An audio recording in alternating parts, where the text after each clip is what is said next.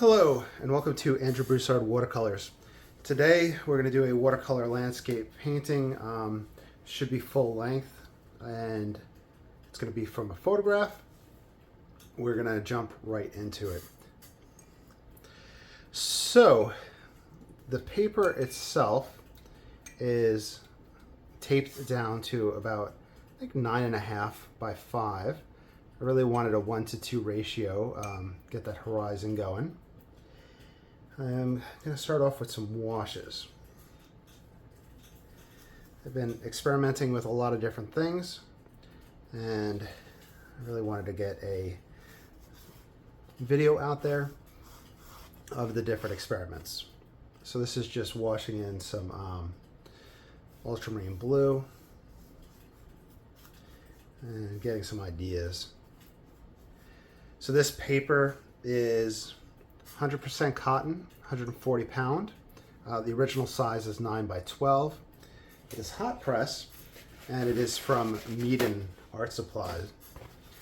With Meeden, I have a kind of an affiliate link that you can use down below, and you get 10% off, and I get a 10% commission.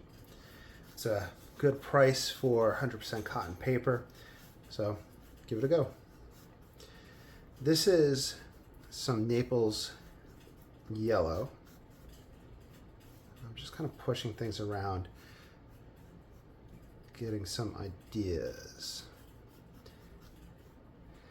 They'll be very experimental, obviously, since I've been painting in this style lately, but I don't usually film it. I've been doing a lot of time lapses to just let you guys see what I've been doing. And here, I'll try to express ideas and concepts. So, I've been kind of washing in the entire painting just to get the initial just layout. And whenever I get it dry, it often dries really nice and works really well with the midground, background, and foreground. Sometimes I wind up over fiddling, or I'll fiddle throughout the painting process, and it might happen in this one. Just grabbing some more ultramarine blue for some variety. And I think I'm going to grab, this is Titan Gray, a little bit on this side. I'm looking for some atmospheric effects. I want to have a gradation from left to right as well as from bottom to top.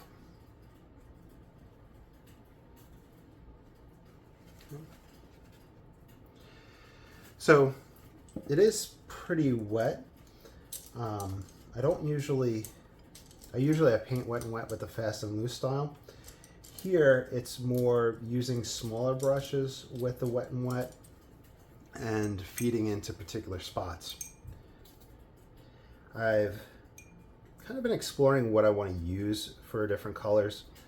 I don't have a light red oxide out on this palette, and usually it's ultramarine blue and light red oxide that I get for distant purples. But I'm just going to mix some burnt sienna in. I'll probably change it up too. So I take this small round, which is a number 0, and kind of just dance around with that background.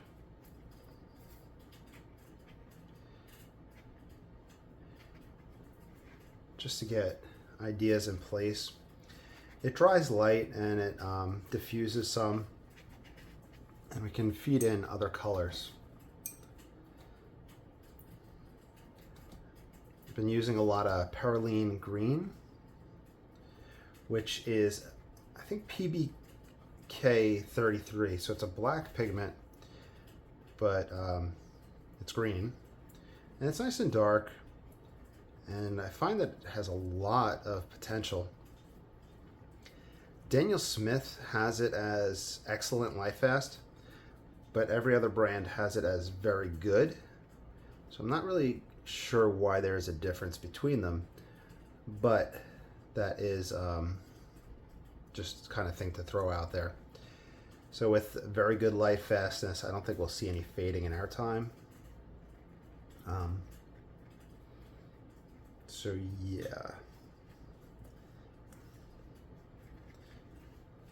Okay. Looking for variation in that background. Usually I kind of just go in with the one tonal value, but one thing I've been working with and exploring is having that gradation as well, or changes throughout, just for a little bit more diversity within the painting. And I've also been thinking about lost and found edges, or soft and hard edges, along this the skyline and the tree line. So just a lot of things in mind.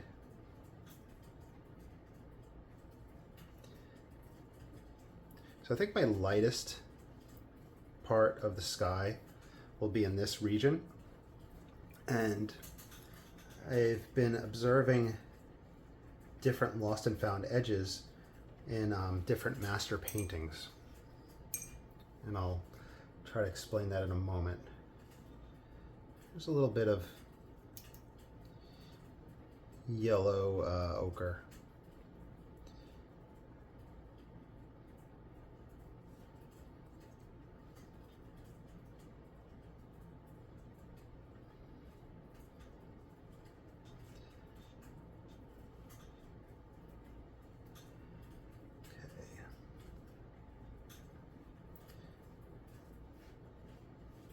All right, so I'll talk about the lost and found and the hard and soft. I'm going to use those interchangeably. So what I observed is that sometimes in the lightest area of the painting, you'll have that lightening, the softening of that tree line or anything around that. The light starts to envelop that spot. And same thing with the shadow side of things, or the darker sky. So I'm going to grab a little bit more of a mix. I'm going to go in and wash in here to darken this side up. And the shadow trees will often kind of blend into that shadowed sky. Then meanwhile, there's often another area that has a nice crisp edge. And being wet and wet, I don't think I'd be able to apply that here at the moment, but we can throw in some more heavier pigment and see what happens. So there'll probably be some back and forth that happens here.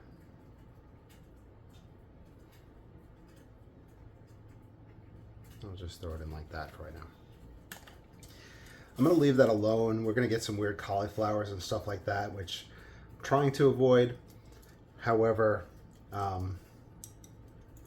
it's all experimentation right now, so that it's going to happen. Now, I've been using a lot of Van Dyke Brown lately, which I'm not quite sure why, but I really enjoy it as an earth brown. I mean, I like the browns in general, but I've been really going towards it now that I have it out on a palette. I'm going to get the idea of the shadow tree line. We do have some buckling of the paper. It's not affecting it too much, as opposed to a little bit puddling right there, but I'm not too worried. Okay, so I think I'll bring it to about here for that tree, the last tree. And I'm going to wind up going back and forth quite a bit with that. I'm going to put a tree here. I'm looking at the picture. I want to see how I want to do it. I'm just going to put little juts just for me to kind of mark where I want to do that. Tree there. I don't want a tree dead center. We could have two trees on the side right here, and we have one here. Okay, so I think that's a good pattern for those trees. Okay, grabbing a squirrel mop. This is a smaller one. This one, Master Touch, Hobby Lobby. Let's see. Looking at some older masters, I've noticed that it's quite commonplace for a yellow earth to be kind of in the mid-ground of the painting. So I'm going to wash that in here so you can see.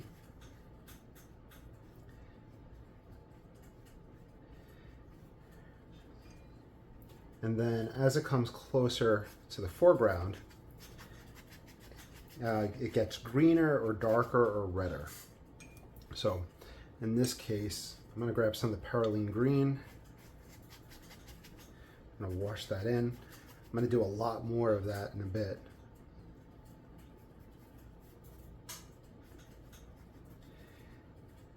And we got some cat hair on there. Sorry about that. I'm going to bring this up on an angle, and I'm going to look for kind of perspective lines that'll bring me to this point. In fact, I might just kind of make some loose marks now, and we'll do something else with it in a bit.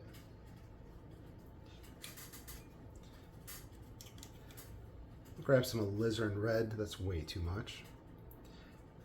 The Daniel Smith alizarin red, the whatchamacallit one. It's not the true alizarin, it's the permanent version of it. And it's really, really strong, really nice.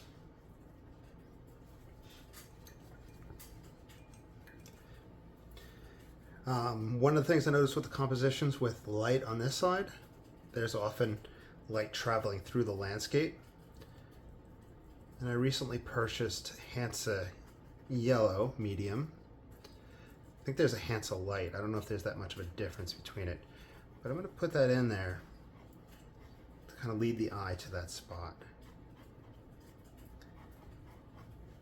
And once again, I will manipulate things and move them around. Just grab a little bit of that extra water there.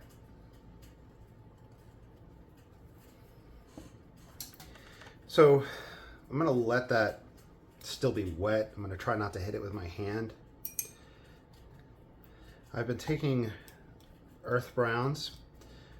In this case, I'm going to grab raw umber. I don't really have a rhyme or reason yet to what browns I want to use, but getting it into this wet and wet, and at least looking for the mid-tones and the darker tones of my trees.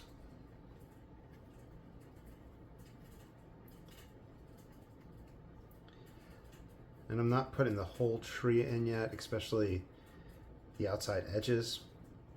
This is more just inside or the bottom of some of these groups. That's an outside one right there. Okay. Let's just kind of dance it around. Experiment with dry brushing and looking for different forms. My second two trees right here. I think I want this one to overlap in front.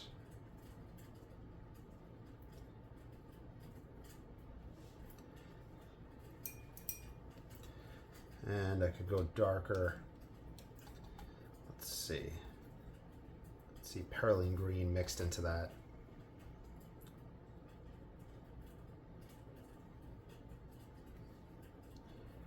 Okay. These are two trees together.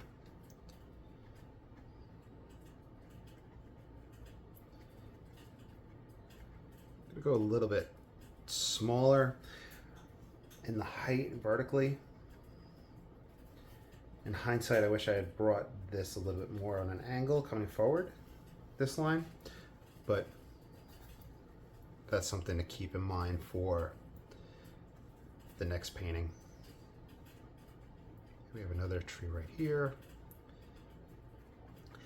And that's been one of the big things lately, is that I've just been exploring so much that after I'm done doing the exploration, I look at it and I'm like, oh, I should have done this, should have done this. There's so much kind of going on right now as I'm changing the composition size, really exploring the color usage, etc. In college, we painted in oils. We didn't do watercolor in college, but doing those in college, the oils, there's a lot of color mixing and matching. I kind of got away from that, and now it's kind of happening again, but I'm trying to do more mixing and matching on the paper. And with watercolor, it's kind of a lot different than oils. A few other things that I've been doing is taking a small flat, and this is Perylene Green, exploring, just putting it down in that fashion to build up those areas.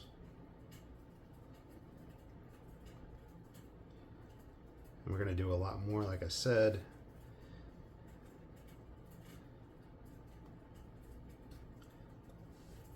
Let's see.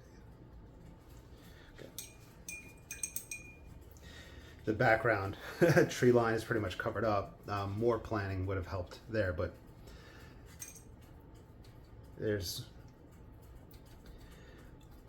a lot of times I want to just kind of get to the meat and potatoes of it and paint and explore and try different things.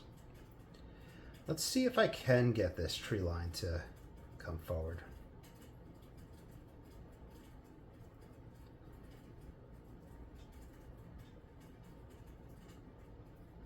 Why did that tree start there?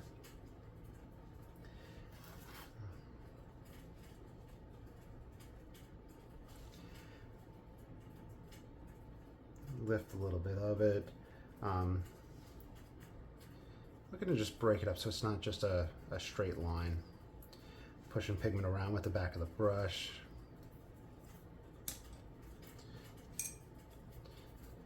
We can grab our dark and get some ideas of our tree trunks, just to get them started. Trying not to put them up perfectly up and down, just giving a little leans and different life to them.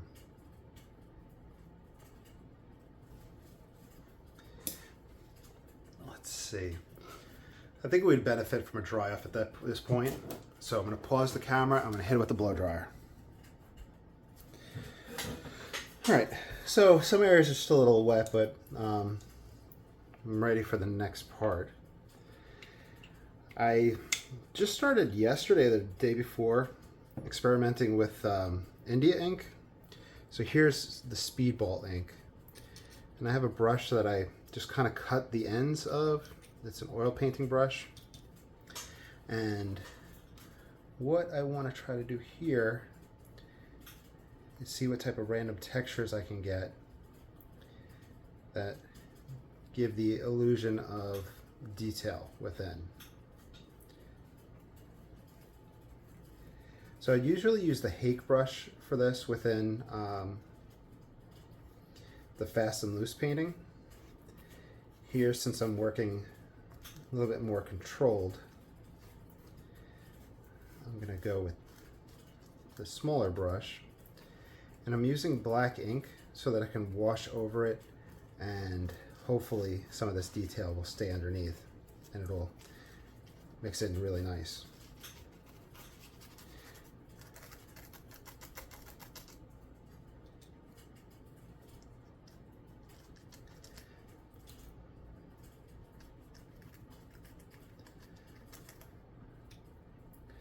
Looking at master paintings,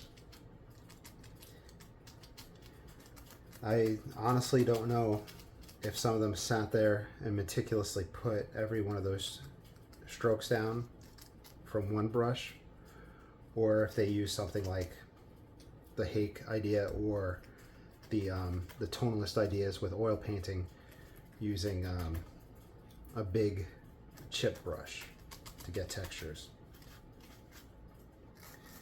But get an idea, get a little bit of movement in there.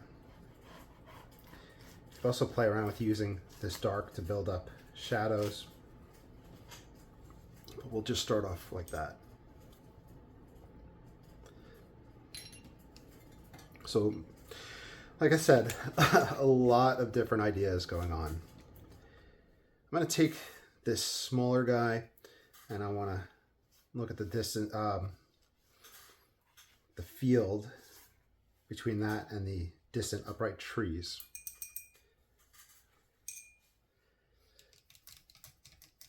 I'm going to go with a raw sienna. Maybe a little bit too much.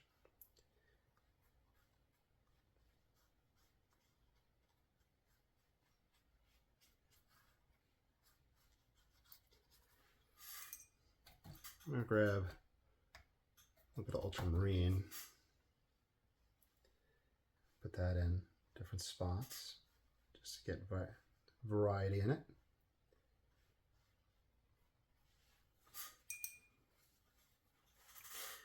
We could even put in our strong yellow.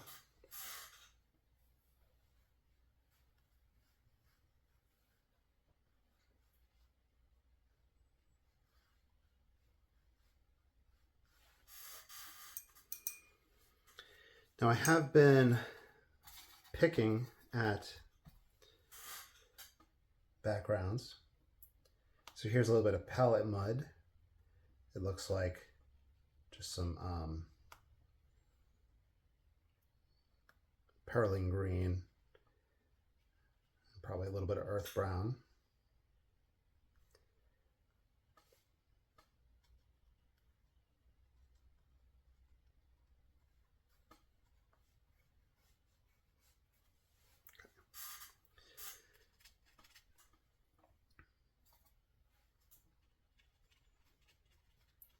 Distant trees.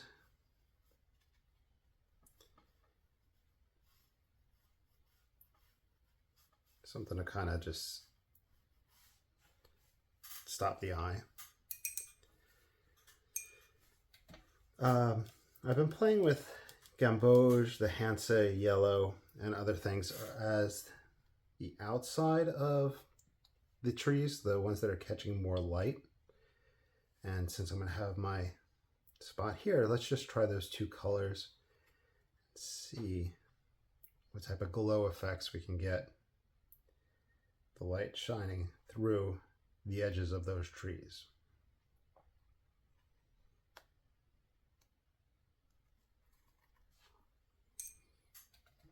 This is Hansa yellow.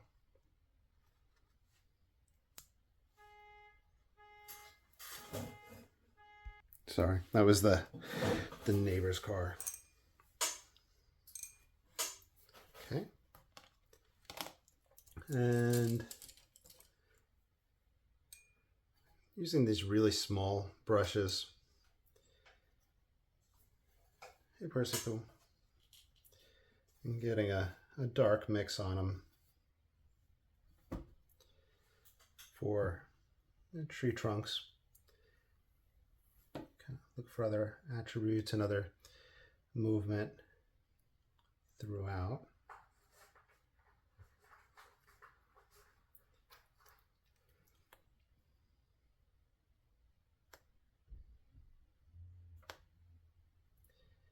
And this is going to wind up being much darker, this spot in that tree. I can move a little bit of this dark around. Kind of have to fiddle around with it a little bit. It seems very easy to lift the pre-existing pigment whenever you're playing around in that fashion.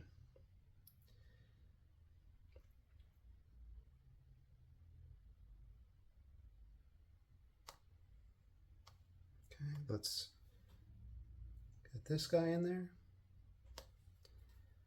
This one. Percy came in and climbed into the window, so she's on the windowsill. Then I have Hammy to the left of me, rubbing his head against my elbow, my painting elbow.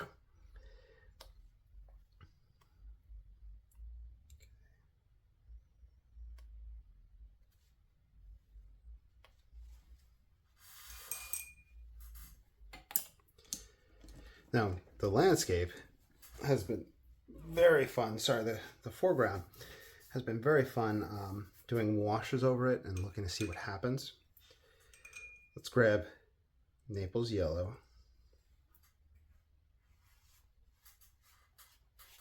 Hammy, we're not climbing up here, but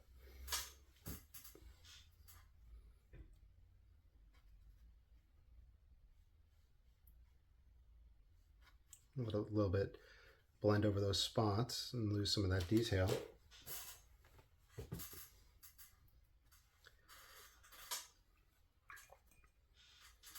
And this is Da Vinci brand New Gold. Warm up these spots.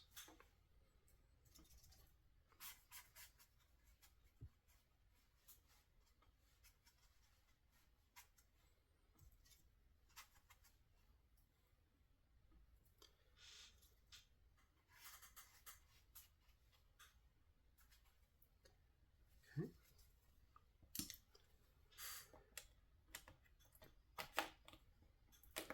We'll get some more life into the tree foliage.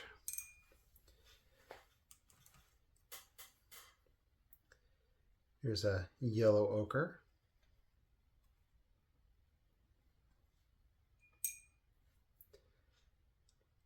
Here's the perylene green.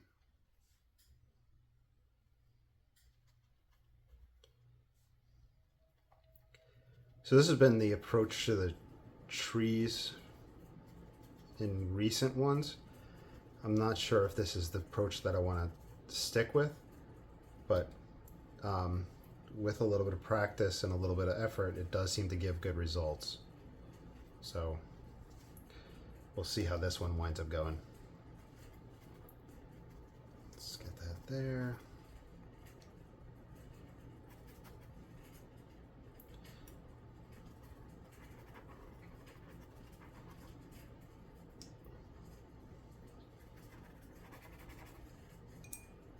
Water on the brush.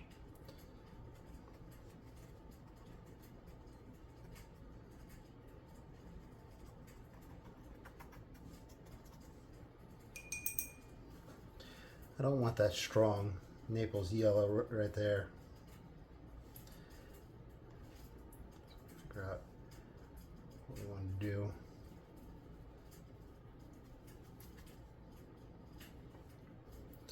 Play around with hatching strokes and see if that's what you like.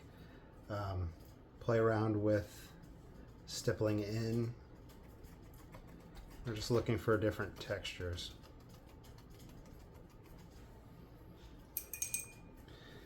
I'm gonna pause the camera and hit it with a blow dryer since we got quite a bit of wet areas, and we'll see what's next.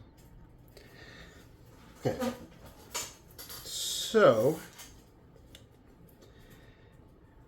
here's where we really start exploring a lot more.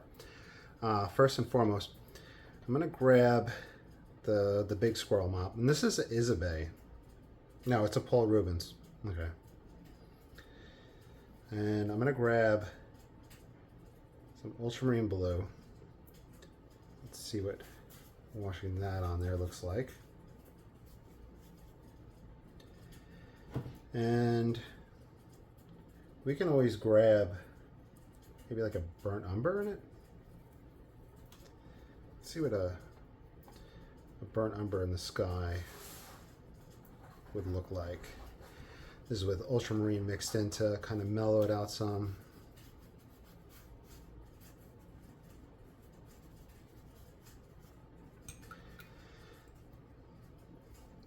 Clean the brush off and soften those edges. And then I'm gonna grab some Hansa yellow. I'm gonna get that all over that foreground. Let's get some more of that background. Pass over the trees. and see what that does. So at this point, pretty much everything is wet again, and I can feed some different pigments in. So here's a mix that I haven't used yet in the video. It's mixing the alizarin crimson and the I'm sorry, what am I mixing? Yeah, alizarin crimson and the perylene green for a dark. So you kind of push it back and forth between red and green. It does give you a dark with kind of, I guess, like an equal mix. And not the best at color theory, but my idea would be mixing in more green as we recede back in the picture plane, or maybe for things that we want to push back in the picture plane. Not everything was dried whenever I did that wash, so you could see things that are moving around. But I think that's the name of the game whenever you're filming for YouTube.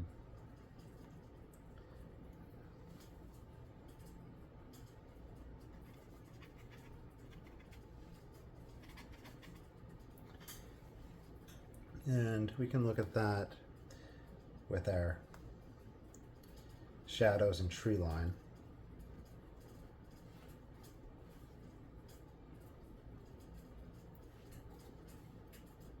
And dance those throughout.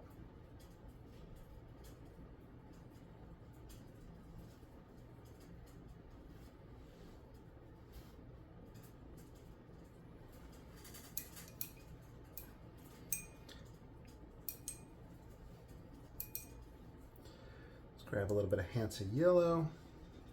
We can feed that in.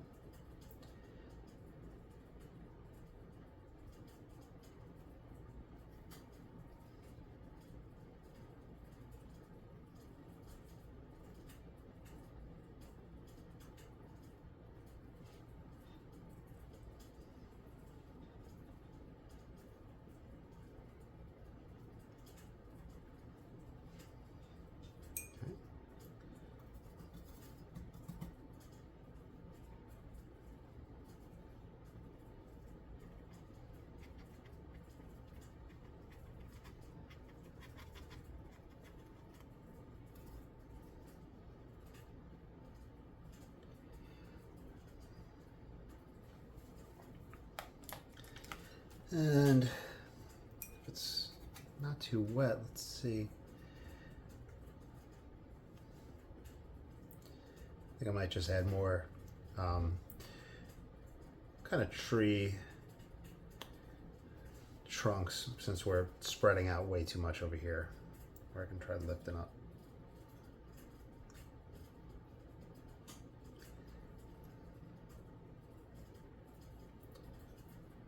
Lift for foliage texture too. I haven't been doing much of that.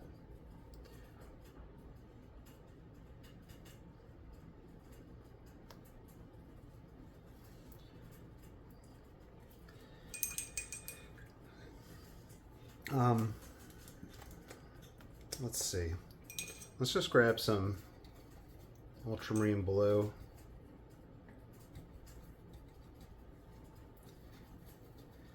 Gray it down with just some mud on the palette, and let these shadows get cast from this object. So with the shadows, light's coming from here, the shadow's going to be there, it's coming from there, shadow's going to start going out on an angle.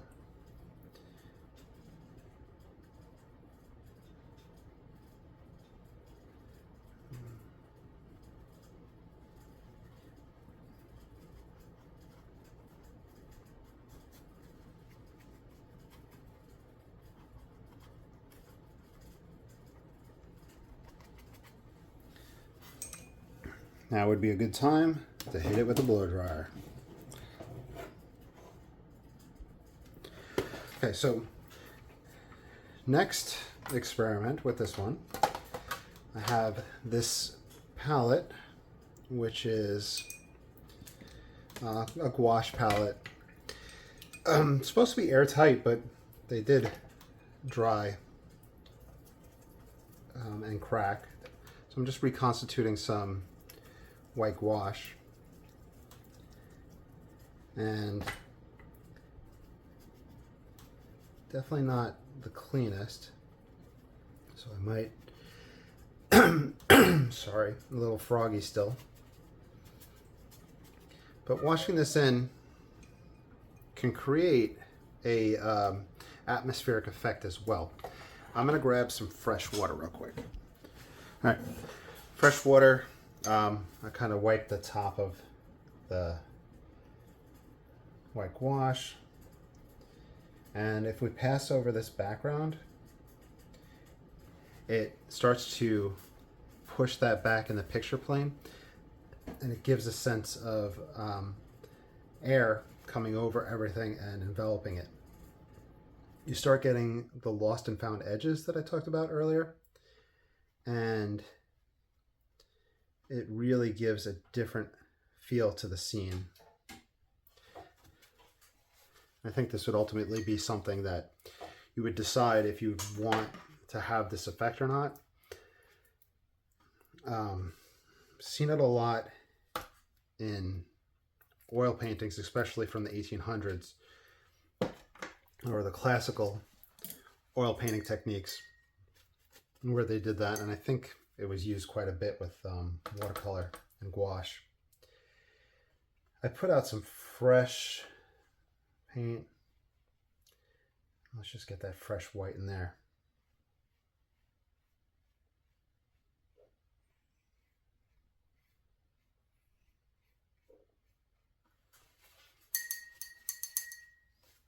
So hopefully it's conveying what I'm trying to explain, and that it's working for y'all.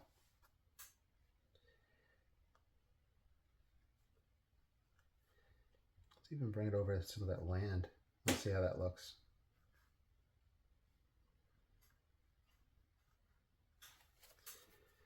Probably not the best brush to use for that. Maybe the squirrel mop would help push it around better. And what is always fun is taking the really small brush, which I cannot find right now, so I'll grab the second largest one. Make sure it's nice and clean. Grab some white gouache and looking for spaces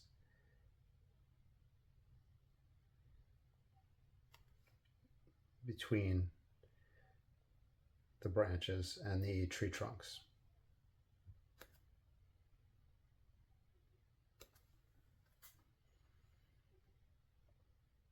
Let's bring that light there. It just makes an interesting center of interest, and it then allows us to do a lot more experimenting on top of that.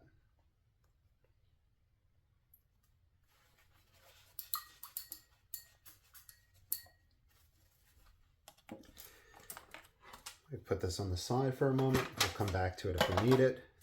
There's a small tiny brush.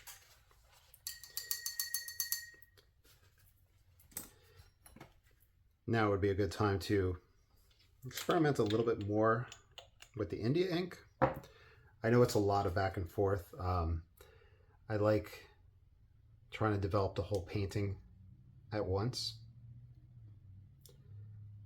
And I think there's a lot of potential to using a kind of scary brush with the India ink, and if need be, pulling some of that ink out so we get more texture and less moisture.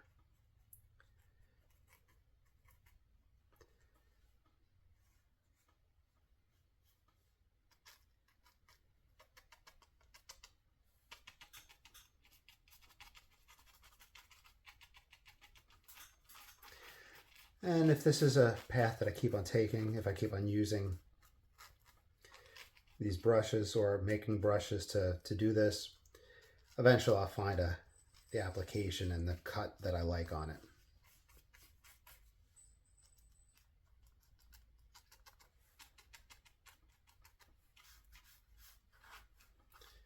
We're just looking to create kind of modulations in the land.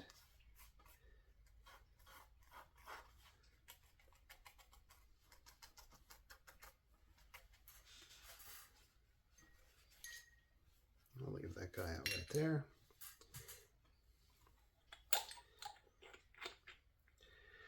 Oh, also, with the India ink, you can get some really nice thin lines. Oh, that was not a thin line at all. I swear you can get thin lines with it. It's just smaller brushes. It really helps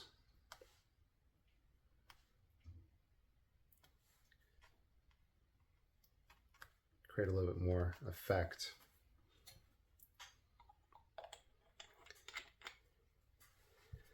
All right. So I'll wrap this up in a few, but I want to show you one last cool thing. So let me pause it to dry it first.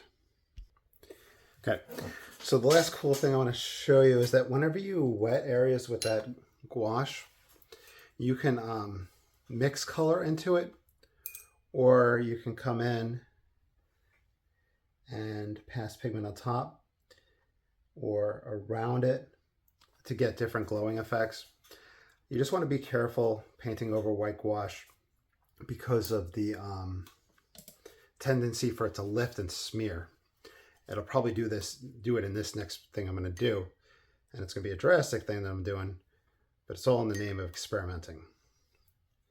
Squirrel mop, Hansa yellow. I'm going to just pass. Let's see how I grabbed some pigment and pushed it. Oh.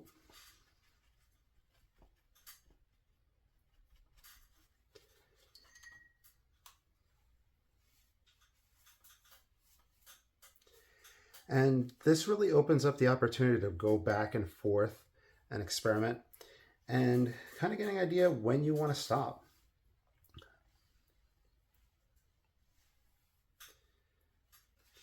And seeing how just feeding in different colors, how it affects the overall painting. Here's a mix of alizarin. So it's just alizarin. But that alizarin shows up a lot in the skies of the pictorial classic landscape paintings. That would be watercolorists in the 1800s. That would be the Copsey Fielding, Anthony Van Dyke Copsey Fielding. That's his whole name. It would be Palmer. I think it's a Samuel Palmer, which painted a lot in that style, or at least whenever I look through books, that's what I see as the representation of that style. So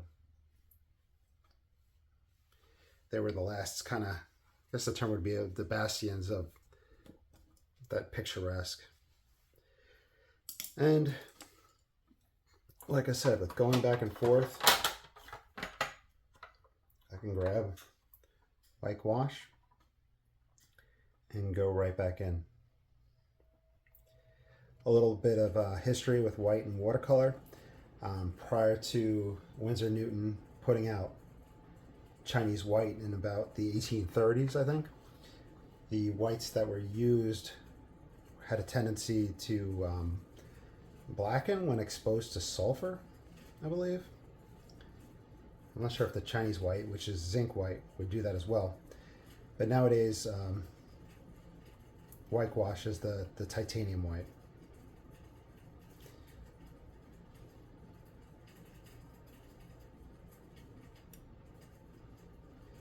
So a lot of potential. It opens up a lot of opportunities.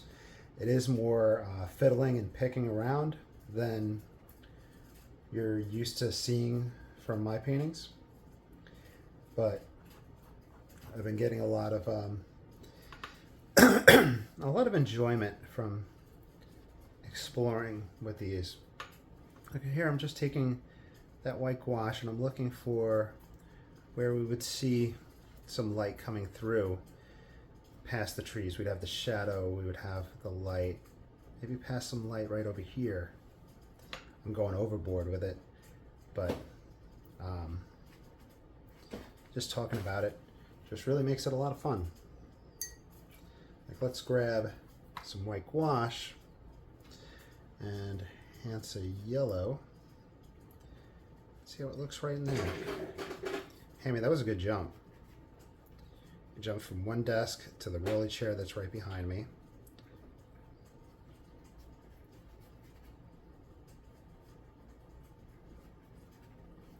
Because I want the light, I want your eye to come this way, but it's, it's coming from that. And obviously I'm going to have to sit back and plan paintings a little bit more. This was literally after work, going to the park around the corner, snagging some photos, and then turn on the camera and filming for y'all.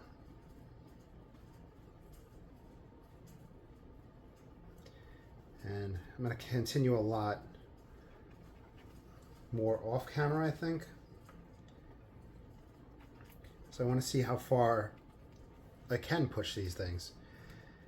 When I look at the Victorian landscapes during that time period, some of them push them just so far and so realistic. And I don't know if that's a matter of them sitting there for days on days doing it, or how long it was taking them. But I'd like to see if it's possible for me to start getting a little bit more realistic. So I'll stop the camera here. I hope you enjoyed. Please like, subscribe, follow. Like I said, if you need the discount from Meaden Art for watercolor paper or any supplies, you can use my discount code Andrew, and I get a kickback for that. If you want to support this channel through other means like the Patreon, I have that link down below. Thank you to everybody that supports that, and I have tons of exclusive content there. And of course, whenever I paint anything, you're more than welcome to follow along and sign your own name. So I hope you enjoyed, and have a great day.